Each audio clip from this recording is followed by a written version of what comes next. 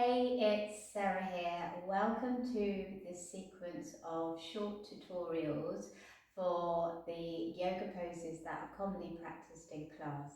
Now today we are going to look at chair pose, uktasana, and for this tutorial you need a chair, but you also need a block and a strap. So I'll give you a chance to get those and I'll meet you on the mat.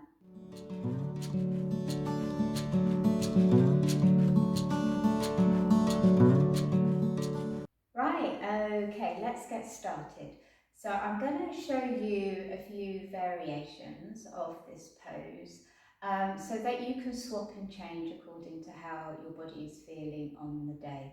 Now this first variation isn't a traditional pose, however it's a really good way to get started with the pose and a good way to get a feel of all the actions that should be going on in your legs and your torso. So come to a seat, you're going to sit on the edge of the chair. Bring your feet down on the floor so that the toes are pointing forwards.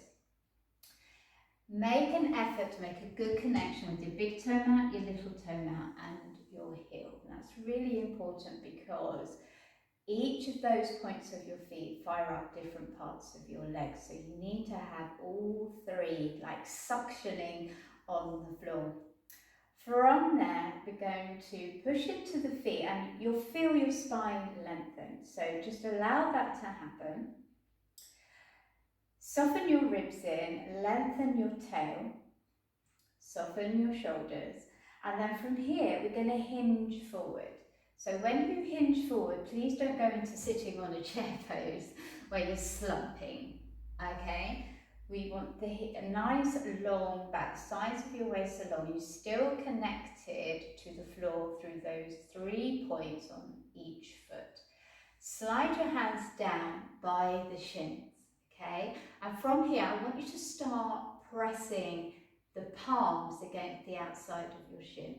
Now keep the feet connected. Now as you do this, I am starting to feel my legs engage, I can feel my butt engage, and I can feel quite a lot going on in my core, in my tummy. All right, come out for a second, take a breather, and then we'll go again. Slide the hands down, push the hands into the shins into the hands. Root down through your feet and just feel that energetic shaking from the feet through the butt cheeks and your core. And rise up. Okay, so that's one variation that you can do in a chair, which is really good for building strength, for getting the technique right, and it's also great if you've had an injury and you want to keep working on building up strength in the legs. Okay, so for the next version, I'm going to take the chair away.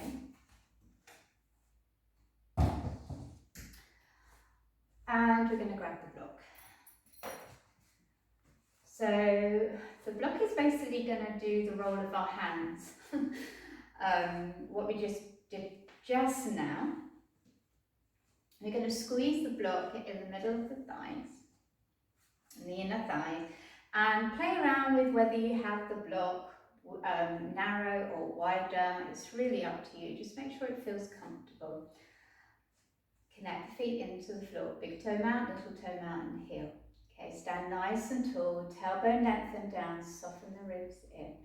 Inhale, and as you exhale, you're going to hinge from your hips, coming into a squat, okay? The arms can either be at shoulder height or you can bring them up by your ears, okay? It doesn't matter which variation you choose, just make sure that you soften the arm bones into the socket, reach through the fingers and soften the ribs in. Your tailbone's lengthening down towards the back of your knees. Squeeze the block. All right, come on out. I'm going to show you from the side. So I'm standing nice and tall, got good connection with my feet. Inhale, exhale, hinge back. Arms around here or up by your ears. Squeeze the block.